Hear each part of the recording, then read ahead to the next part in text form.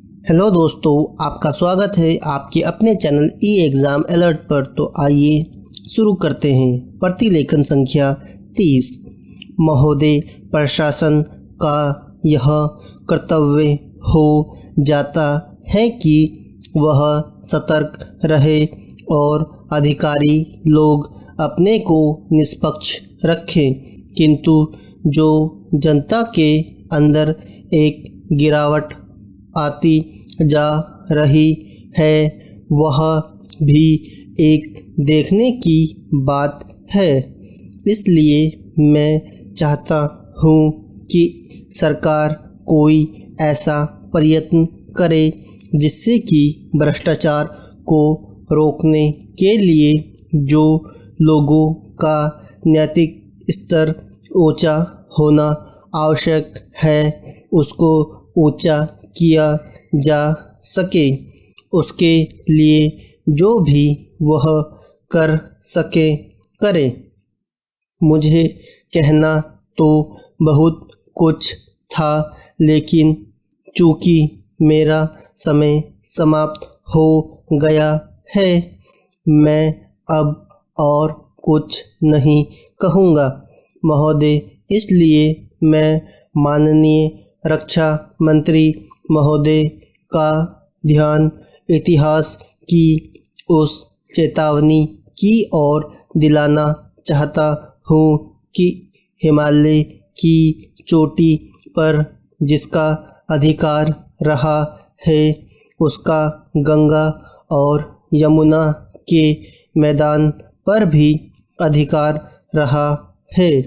हम इस आशा में नहीं रह सकते कि हम दुश्मन को हिमालय की चोटी से उतरने दें और फिर मैदान में उसका मुकाबला करें। मुझे याद है कि कुछ वर्ष पहले प्रधानमंत्री जी ने बड़ी दृढ़ता के साथ कहा था कि हम हिमालय को दहेज के रूप में नहीं देना चाहते और यह नहीं कहना चाहते कि साहब आप टहलते हुए यहाँ आ जाइए। हम नहीं चाहते कि कोई और मुकाबला ही न हो।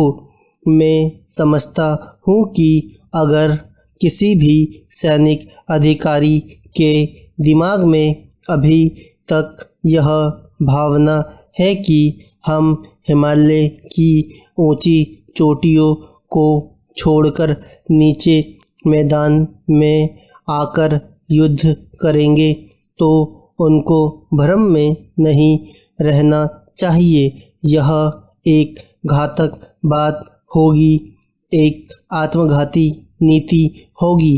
अगर एक बार चीन का हिमालय की चोटी पर कब्जा हो गया तो चाहे वह बाद में नीचे हम पर हमला न भी करे, किंतु वहाँ से हम उसको कभी नहीं हटा सकेंगे। इसलिए इस संबंध में स्पष्ट निर्णय किया जाना चाहिए। इसके बाद मैं मध्यवर्ती क्षेत्र के बारे में कुछ कहना चाहता हूँ।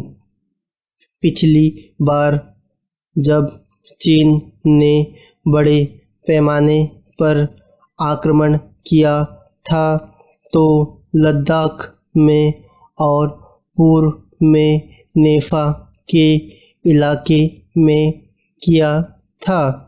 मध्यवर्ती क्षेत्र में मिडिल सेक्टर में लड़ाई नहीं हुई थी, लेकिन मेरा अपना अनुमान है और बहुत से लोगों को इस बात की आशंका है कि अगर अब कभी चीन ने दोबारा हम पर आक्रमण किया तो वह मिडिल सेक्टर में करेगा।